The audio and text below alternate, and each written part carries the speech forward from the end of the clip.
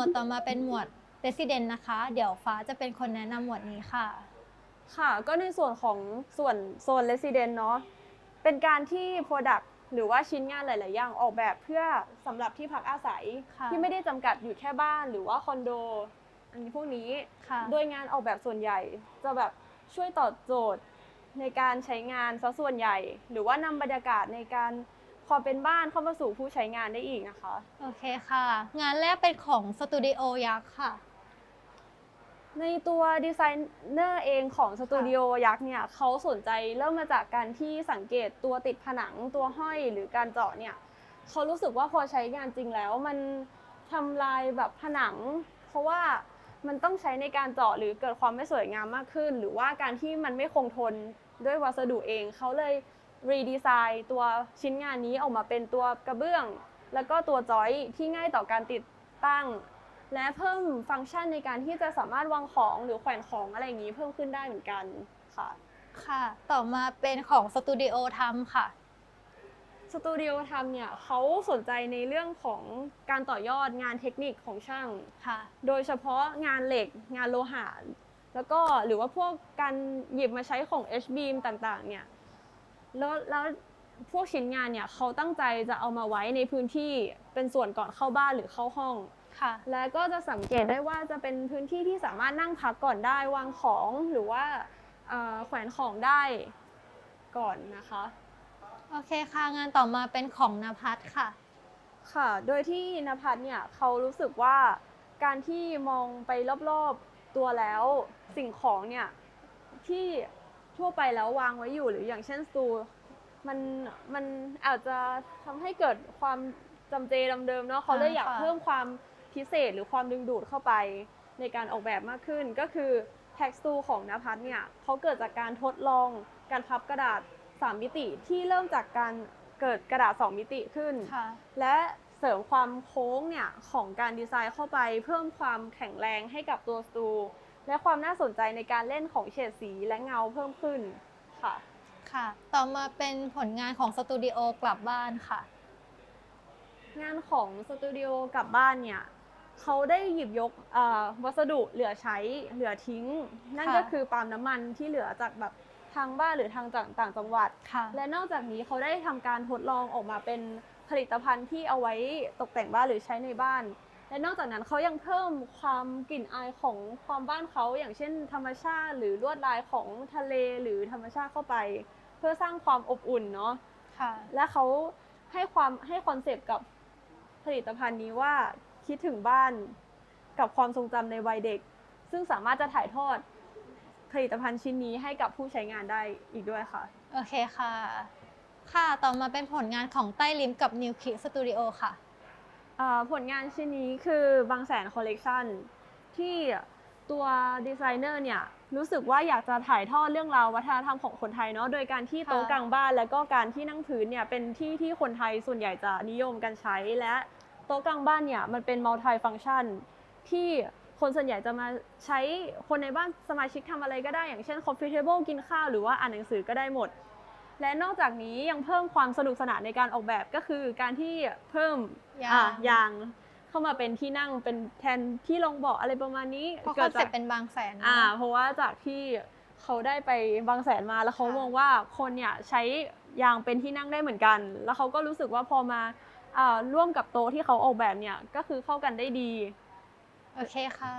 ต่อไปเป็นผลงานของทางแบรนด์ PDM นะคะก็คือ PDM เนี่ยมีความรู้สึกว่าบ้านเป็นที่ที่ควรจะ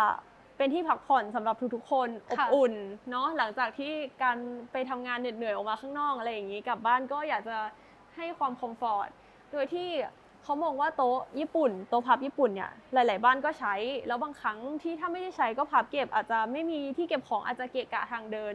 แล้วก็อาจจะไม่ได้มีความสวยงามมากเขาเลยเกิดการคอลแลบกับอาร์ติสต์ขึ้นมาเกิดเป็นชิ้นงานที่เหมือนเป็นศิลปะมากขึ้นจะทั้งในแง่ของการใช้งานเป็นโต๊ะก็ได้หรือว่าแขวนเป็นผนังแขวนผนังเป็นค่ะเป็นของตกแต่งบ้านค่ะค่ะต่อมาเป็นผลงานของทีม Ordinary ค่ะงานของ Ordinary นะคะเขาได้สนใจพฤติกรรมของคนไทยเนาะคนส่วนใหญ่ที่ปกติแล้ว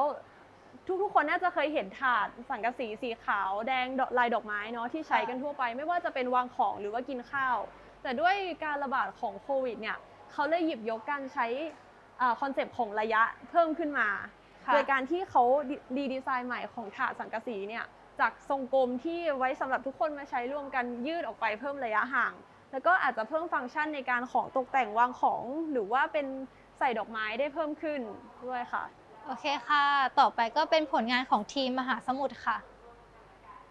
ที่การตีความโดเมสติกของมหาสมุทรเนี่ย ค่ะ เขารู้สึกว่ามันติดอยู่ภายในประเทศไม่สามารถออกไปข้างนอกประเทศได้เนาะเลยกับว่าก็เลยกลายเป็นว่าการกลับมาอยู่ที่บ้านเนี่ยมันจะเพิ่ม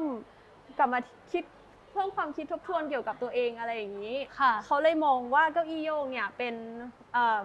ชิ้นงานที่ดีในการที่จะถ่ายทอดเรื่องราวออกมาแล้วก็องค์ประกอบที่น่าสนใจของมหาสมุทรก็คือเขาหยิบการใช้เสื่อมาเป็นแมททีเรียลแล้วก็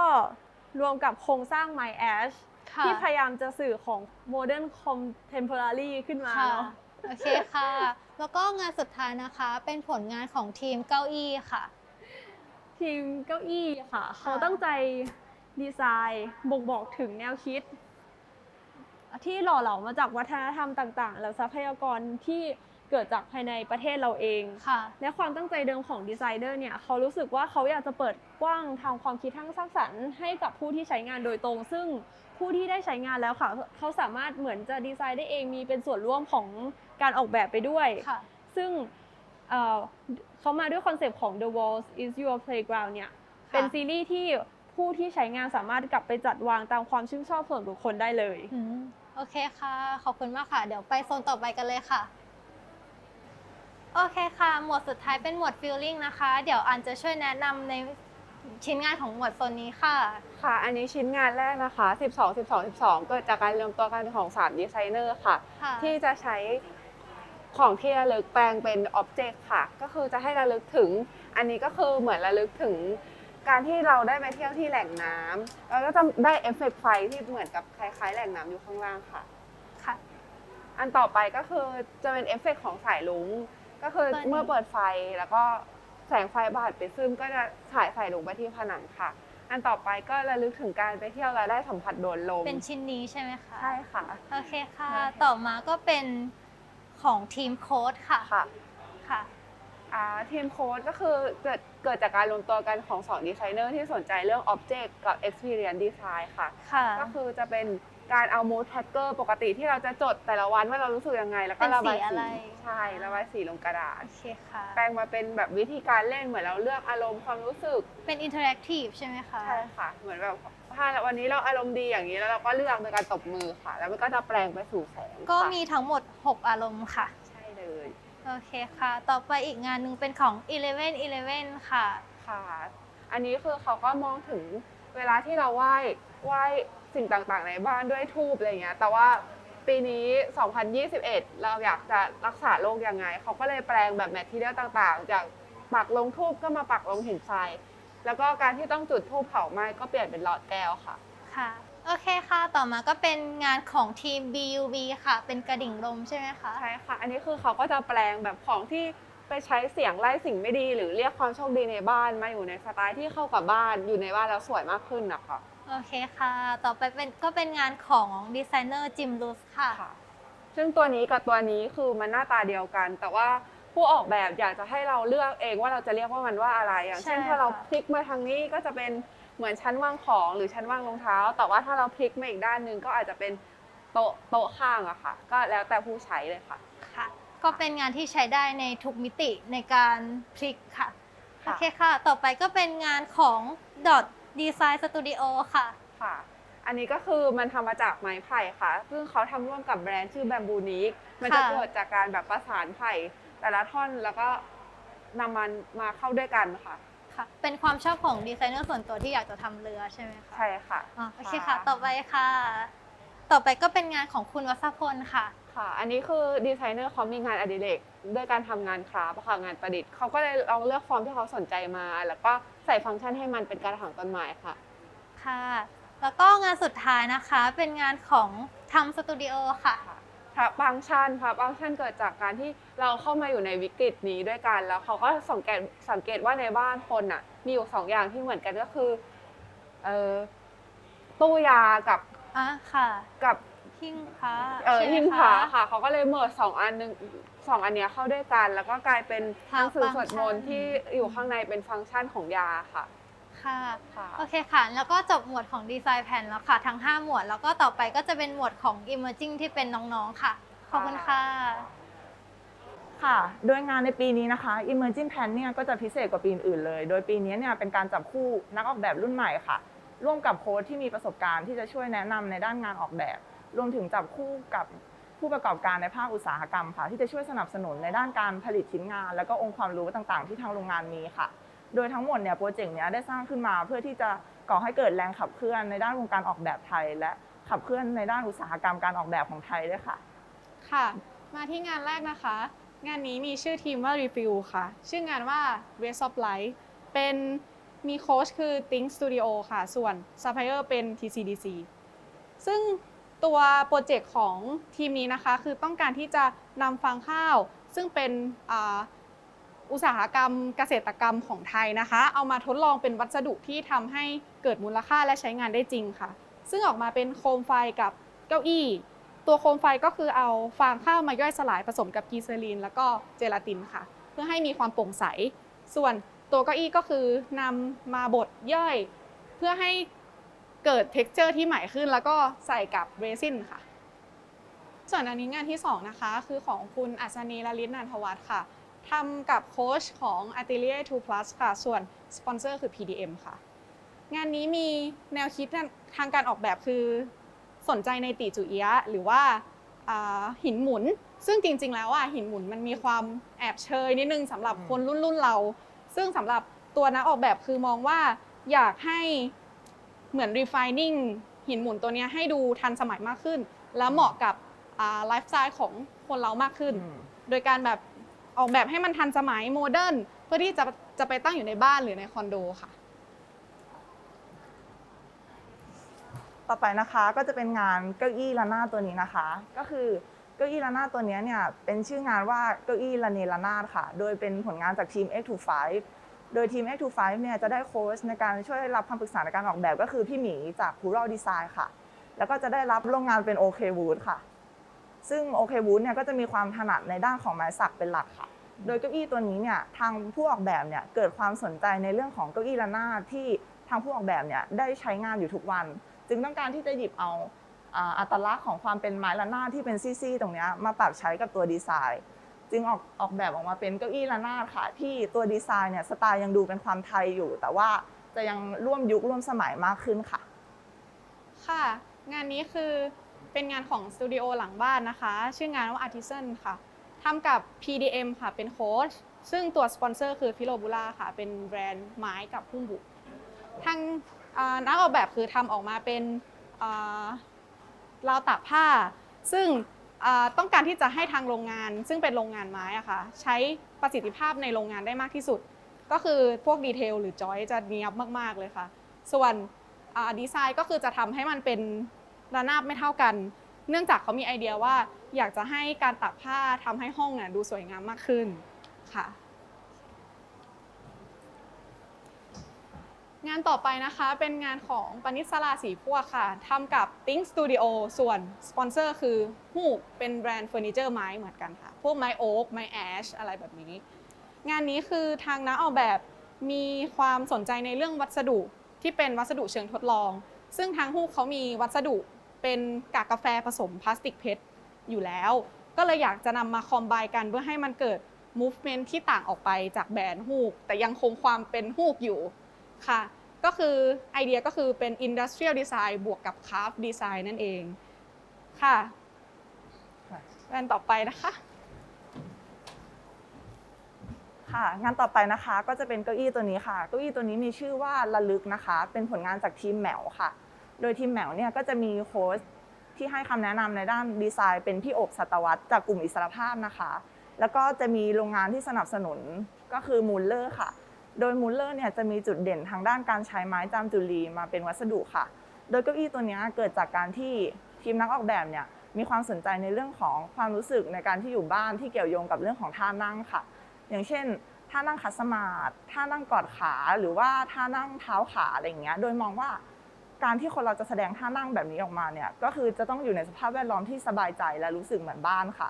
ดังนั้นเนี่ยทีมนักออกแบบเนี่ยก็เลยเล็งเห็นว่าต้องการที่จะออกแบบเก้าอี้ที่จะสามารถตอบโจทย์การนั่งสัดส่วนท่าเหล่านี้ได้ค่ะโดยวัสดุเนี่ยก็จะใช้เป็นไม้จามจุลีค่ะงานต่อไปนะคะงานนี้มีชื่อว่า Another Shelf ค่ะโดยงาน Another Shelf เนี่ยก็เป็นผลงานของกลุ่ม Down to Earth นะคะกลุ่ม Down to Earth เนี่ยก็จะมีโค้ชที่ปรึกษาเป็นพี่ดิวจากแบรนด์ PDM ค่ะแล้วก็จะได้รับโรงงานผู้ผลิตสนับสนุนจาก Design Plan ค่ะโดยผลงานชิ้นนี้นะคะก็จะเป็นเชลฟ์ชั้นวางของจากวัสดุการใช้เหล็กเป็นหลักค่ะโดยเกิดจากการที่ทางทีมนักออกแบบเนี่ยร่วมกันตั้งคำถามว่าเราจะทำยังไงดีให้การวางของบนชั้นเนี่ยมันดูน่าสนใจขึ้นและดูสนุกขึ้นจึงช่วยกันระดมไอเดียออกมาได้เป็นเชลฟ์วางของที่เมื่อเรามองเนี่ยเราจะดูเหมือนของบนชั้นเนี่ยถูกลอยอยู่เพื่อเพิ่มความน่าสนใจในการใช้งานค่ะ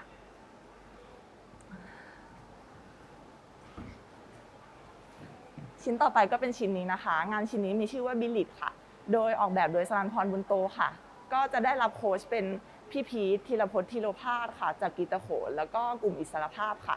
โดยโรงงานผู้ผลิตเนี่ยก็จะเป็นคอนเนอร์43เดคอร์ค่ะ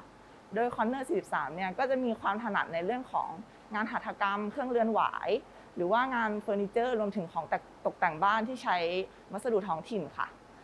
โดยงานนี้เนี่ยก็จะเป็นฉากกั้นค่ะโดยใช้วัสดุหวายมาทำให้เกิดแพทเทิร์นโดยฉากกั้นนี้2ด้านก็จะให้อารมณ์ที่ต่างกันโดยไอเดียเนี่ยมาจากเรื่องราวทางสังคมค่ะเป็นเรื่องราวมุมมองทางแตกต่างของความสังคมที่ในด้านหนึ่งเนี่ยก็จะเป็นฝั่งที่เรียบจะให้อารมณ์ในตัวบ้านที่สงบค่ะกับอีกด้านหนึ่งจะเป็นหลอนคลื่นที่ให้อารมณ์ movement หรือว่า conflict กับตัวบ้านที่ทำให้ดูมีชีวิตชีวามากขึ้นค่ะโดยคู่สีที่ใช้เนี่ยก็จะได้เลือกใช้เป็นสีโทนร้อนกับโทนเย็นมาเบลนด์เข้าด้วยกันค่ะเพื่อแสดงถึงการแตกต่างที่อยู่ร่วมกันได้หรือว่า unity ค่ะค่ะส่วนชิ้นนี้นะคะเป็นของกลุ่ม Sand Design ค่ะก็คือได้โค้ชเป็น East Studio ส่วนSupport ก็คือเป็นแบรนด์คุณค่ะเป็นแบรนด์อลูมิเนียมซึ่งทางดีไซน์เขาก็คือสนใจในพวกตึกห้องแถวหรือดีเทลบานประตูอะค่ะเขาก็เลยคิดว่าฟังก์ชันพวกนี้มันแตกต่างกันในแต่ละบริบทหรือแต่ละฟังก์ชันที่มันเกิดขึ้นก็คือออกแบบมาเป็นตู้ที่ผู้ใช้สามารถปรับเปลี่ยนหรือ flexible ได้สามารถแยกตามสิ่งที่ผู้ใช้แต่ละคนต้องการซึ่งแต่ละบานประตูก็คือมีฟังก์ชันที่แตกต่างกันแล้วแต่บริบทของแต่ละคนที่เขาต้องการที่จะใช้เลยค่ะค่ะและชิ้นนี้นะคะจะเป็นโซฟาหนังค่ะออกแบบโดยไทม์เวลเกกีค่ะโดยโค้ชที่ได้รับนะคะก็คือพี่ตั้มจาก Dot Design Studio ค่ะแล้วก็จะได้รับโรงงานสนับสนุนเป็นโมเบล่าค่ะซึ่งโมเบล่าเนี่ยจะเป็นโรงงานที่จะมีความถนัดในด้านของเครื่องหนังโซฟาแล้วก็การหุ้มบุค่ะโดยการเริ่มต้นเนี่ยทางนักออกแบบเนี่ยได้ให้ความสนใจในเรื่องของจุดเด่นของแบรนด์และการสื่อสารจุดเด่นของแบรนด์ทางโรงงานออกมา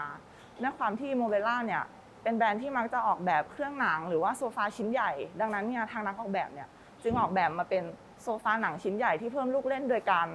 เวลานั่งเข้าไปเนี่ยจะสามารถโยกได้เบาๆเพื่อเพิ่มความสนุกตอนที่นั่งด้วยค่ะโดยรูปทรงเนี่ยก็จะได้ดึงออกมาจากอานของม้าค่ะเพื่อสื่อถึงการขี่ม้าแล้วก็สื่อถึงตัวแบรนด์ที่เป็นแบรนด์ระดับสูงเหมือนกับการขี่ม้าที่เป็นกีฬาของชนชั้นสูงด้วยค่ะค่ะนี่ก็เป็นส่วนหนึ่งของงานในเทศกาล Bangkok Design Week ในปีนี้ค่ะ